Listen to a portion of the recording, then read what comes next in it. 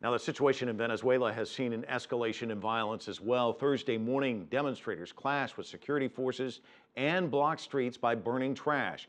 Meanwhile, a judge has ruled that opposition leader Leopoldo Lopez will stay in custody. CCTV's Markovits, who's been following the situation closely for us all week long, joins us live from Caracas.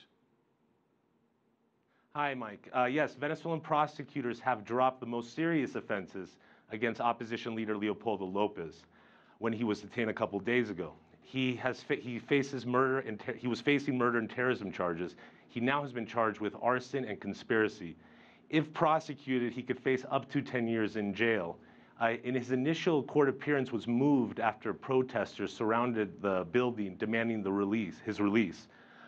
Meanwhile, former presidential candidate Enrique Capriles held a press conference where he denounced Lopez's incarceration. Ustedes se llevaron preso a Leopoldo Lopez. You took Leopoldo Lopez prisoner in hopes of keeping the country in a climate of confrontation. If you wanted peace and tranquility and to diffuse anger, arresting Leopoldo Lopez was not the way to go about it. Martin, we're hearing that the protests have intensified. I mean, you've been watching this all week long. Would you gauge it that way as well?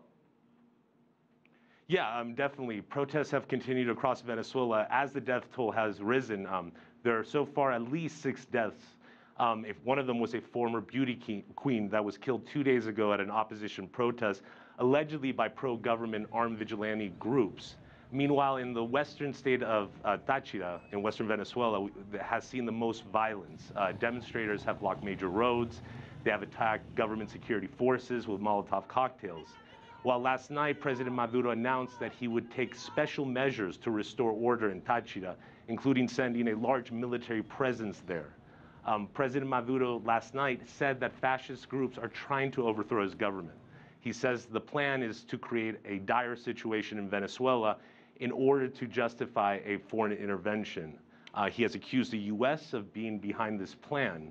President Obama at a press conference in Mexico yesterday said those accusations were false, and he also said that Maduro was using the U.S. as a scapegoat to deflect his own problems back home. Martin Markovits, live for us in Caracas. Thank you.